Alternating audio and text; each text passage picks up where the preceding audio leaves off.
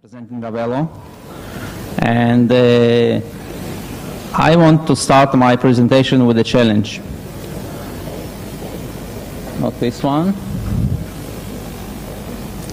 And my challenge is how to build a truly elastic private cloud.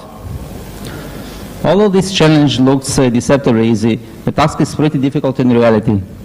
So to begin with, let's look at possible scenarios for building such private cloud. The first strategy is obviously pretty straightforward: to build a data center to accommodate peaks. You build a huge data center, buy a lot of hardware, pay licenses to VMware, or you can just download OpenStack for free, and then pay double to IBM or Red Hat for support and professional services. This is why it is hard. And this is what it is. But this approach is really expensive to both build and maintain. And another major drawback is that your cloud is underutilized and therefore very inefficient. And since it's built for peaks, it will sit mostly idle any given hour. So it's really not a good idea to build the cloud this way. Also, this cloud is not elastic because you can't easily get rid of unused hardware or add capacity on demand. So let's look at the second approach. And the second approach is kind of private in a public data, in a public cloud, private in the public cloud service. A good example is Amazon VPC or Rackspace Cloud, Rackspace Private Cloud. This approach has other major drawbacks. You have less control over your cloud. It's very hard to provision your own VM images, for example. Network and storage configuration is pretty limited. And the the major drawback, in my opinion, that you locked into a single cloud provider. So this is the ideal approach. And the third approach is actually building a hybrid cloud, which is kind of a mix between the first two approaches. You have a data center, then you burst out some workload into a public cloud. Unfortunately, this approach is mostly hype at this moment. And it's not real. Really? Okay, so my conclusion actually, all of this leads to the following. The only way to build a truly elastic private cloud is to utilize public cloud infrastructure. And I will show you how can we actually do it. So after we draw this conclusion that we don't want to use a public cloud, let's look in details at the challenges of using public clouds, and especially look at the problem of lock-in and why it is hard to move from one cloud into another. The first thing that we have is incompatible APIs. All of you are very well aware that both Amazon and Workspace, and also we can take Microsoft Azure and Google's Compute Engine, all those clouds have incompatible APIs. Amazon uses its own provider API, while Workspace and HP Cloud use incompatible OpenStack flavors. Now, there are also different virtualization technologies. By this I mean the para-virtualization with the hardware virtualization. Let's talk about it a little bit more, in more details. Para-virtualization actually means that the guest VM must be modified in order to be run on hypervisor. In this approach, the guest kernel is usually runs in room-free or user space. User mode, meaning it is not allowed to execute privileged instructions. So instead of executing privileged instructions, guest operating system would perform the desired action via hypercalls, which is the interface which is provided by hypervisor. This obviously this approach requires heavy modification of kernel Therefore, only open source operating systems can support such hypervisors. Linux obviously supports this approach, but Microsoft is not. A good example of such hypervisor is Zen. And as you know, Zen is used exclusively both by Amazon and Workspace. Maybe I should add that power visualization initially was intended to improve performance of visualized guests, but since hardware extensions were made available, this technique is obsolete somewhat. Now, the second one.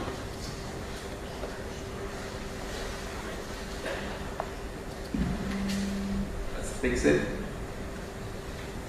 The second visualization technology is HVM, or hardware visualization, or a full visualization if you want. Hardware visualization is a more modern visualization technique and doesn't require modification of the kernel. KVM uses HVM and also ES6, VMware's ES6 use HVM hardware extensions. Now, KVM as a hypervisor used by HP Cloud and Google Cloud. As you see, there is a different clouds use different hypervisors, and this creates additional problems. Now, another problem is virtual hardware which is exposed to a guest. As I already said, different hypervisors expose different set of virtual hardware to their respective guests. So if you want to move a VM from one hypervisor to another, it is like taking hard disk from one PC and moving and plugging into another PC and hope that it will boot up. In many cases, it won't work unless these are two identical machines. Now, additional challenges include network topology, which obviously can vary from provider to provider, and incompatible storage solutions. Amazon says it's EBS, elastic block storage, and other clouds has other solutions as well. So let's go back to the challenge of building an elastic private cloud. And this is really the key slide. I want you to imagine an OpenStack managing a private cloud built on top of the public cloud infrastructure. This is what I actually drawn in this slide. So let's look at our building blocks of our OpenStack private cloud. First of all, we have compute nodes which run on public cloud VMs, as shown in this picture. We also have one vector overlay network which runs on top of cloud provider's network. And we also have OpenStack storage components such as Cinder, Lens, and Swift, which utilize public cloud storage solutions. Now, this approach solves the elasticity problem because compute nodes can be easily added or deleted and demand in a matter of minutes. It also solves the lock-in problem to a single provider because now you can talk to OpenStack, and OpenStack provides a consistent API to the user and removes the need to use proprietary cloud API. As you can also see, this private cloud can span across multiple public clouds simultaneously. So obviously you have all the advantages of this approach, such as, for example, if there is no connectivity in one public cloud, you always have VMs or compute nodes running in another cloud. So in fact, we built an imaginary virtual private cloud by writing completely on public cloud infrastructure. I want you to think about it for a moment, because there is now no real hardware involved, no physical data centers, no electricity costs. You don't have to own anything to operate this cloud. And as a bonus, this virtual cloud can be created in no time, just by spawning a few VMs and provisioning the right software. So my approach sounds easy, but here is the question. How do you run an OpenStack compute on top of VM? Can we run the KVM or Zen hypervisor on EC2 VM, for example? Sadly, the answer is no. You're right. And the reason for this is because almost every hypervisor, including KVM and Zen, requires hardware extensions that are not exposed or available to a guest VM on already visualized hardware. But here it goes. I have another idea. Our answer for this is nested virtualization. And actually, we have developed a thin virtualization layer comprising of Linux and a hypervisor capable of running on top of already visualized hardware. And our hypervisor doesn't require any hardware extensions. We call this layer HVX, and some highlights of it is that it can be run on top of any hypervisor, both HVM and PV, for example. It also can run on modified guest. This implies it can run both Linux guests and Windows guests. It supports different architectures, 42 bits and 64 bits. So basically it can run anything. We also implemented a complete set of visual hardware compatible with the major hypervisors such as KVMs and ES6. So we can mimic those hypervisors in terms of virtual hardware. This obviously allows us to migrate images easily from ES6, for example, into our OpenStack cloud. Just to explain a little bit about our architecture, I must say a few words about it. Similarly to KVM, HVX hypervisor runs on top of Linux. We decide to use Linux because it has all the drivers available to support the bottom virtualization layer, and also because it allows us to use advanced features that Linux already implemented, such as VM scheduling, memory management, and obviously it has the best networking. So using Linux significantly simplifies our overall system design and implementation. Now, this is a slide that talks about implementation details. Probably I cannot go over all implementation details, but I want to mention a few of it. HVX is implemented by employing binary translation technique. If you remember, this technique was first used by original VMware's hypervisor for visualizing x86 platform. Since then, this technique is now more used because Intel introduced virtualization extensions, so this technique is now obsolete. So, how this binary translation works? First of all, what we need to know is that we need to execute a guest kernel, and for this, we need to execute the instructions of the kernel.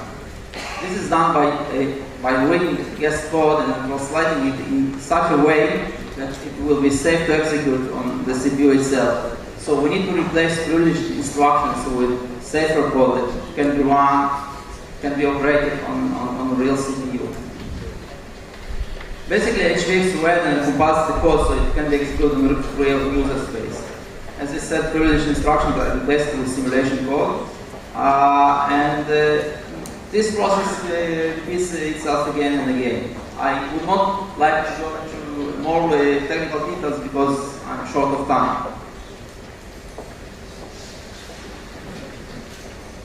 So maybe to give you some more highlights, we achieved pretty good performance because we implement quite a lot of techniques in order to be able to execute actual guest to execute virtualization faster.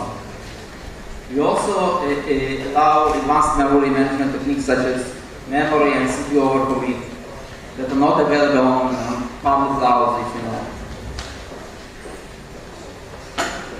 What we have achieved? Actually, by combining OpenStack with HVX, we managed to build a fully elastic virtual private cloud. We achieved elasticity by utilizing public cloud infrastructure, while OpenStack allows us to retain full control of other aspects of private cloud management, such as permissions, quotas, user management, network topology, and others.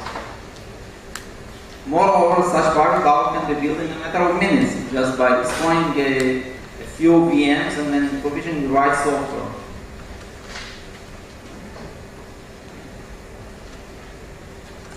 And as an added bonus, you can get a truly hybrid cloud by adding compute nodes that one on top of real hardware and private data center. So you can get truly hybrid cloud by mixing both physical compute nodes with virtual compute nodes.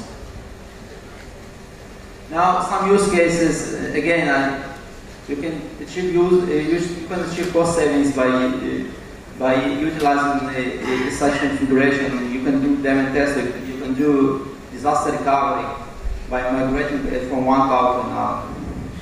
Now, since I don't have enough time, I want to show you a little demo of this. I want to show you line migration between a guest which is runs on HP Cloud Compute Node and Amazon EC2 Compute Node. Okay, all this setup includes three VMs, one running the management node and two compute nodes, each one running in a different cloud. Okay.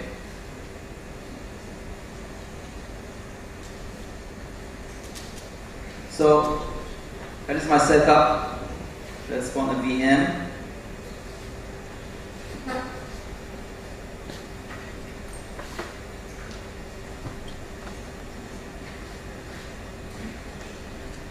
Hope there is internet connection.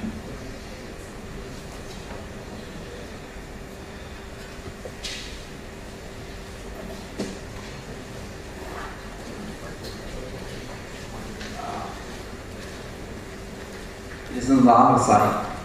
Okay, let's spawn some image.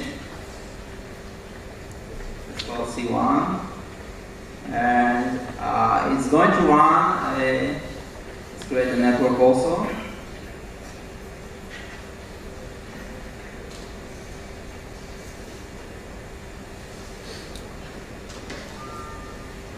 See, this instance runs actually on EC2 compute node.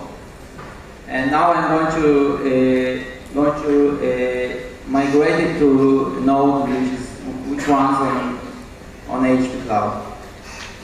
I cannot do it from UI, so I need to do a little SSH thing. Let's connect to the controller.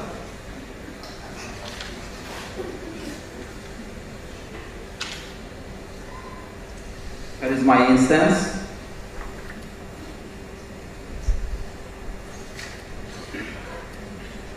See the list of the compute nodes.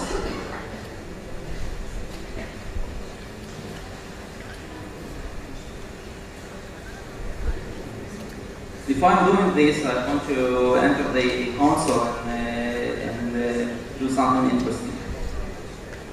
Okay, so I'm entering the guest.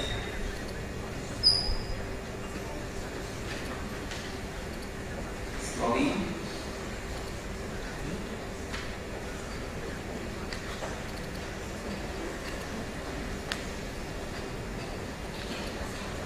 Okay, let's ping the internet. As you can see, I can ping my internet. Now let's ping the default gateway.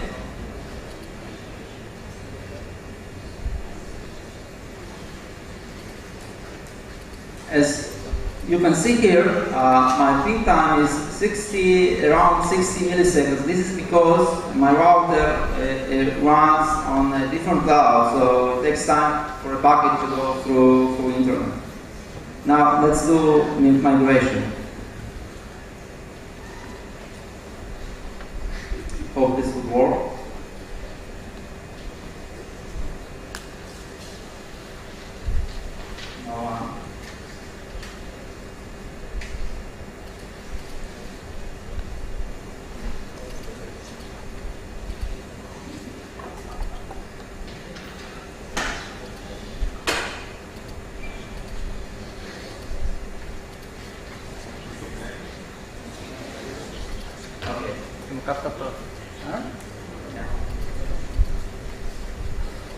Now it's better?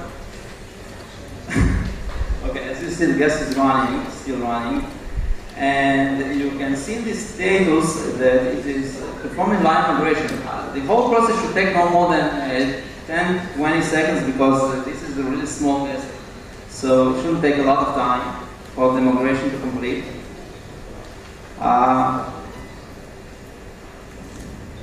Still migrating. Okay, now as you see it runs on HP Cloud Compute nodes. And let's enter the console and let's see something.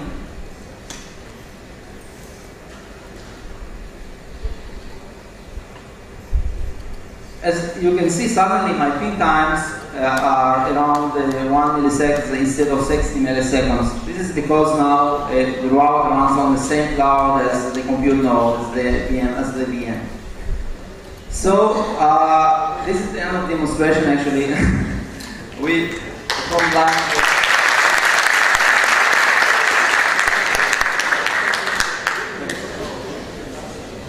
Thanks so much, Alex. Really impressive stuff. Well done.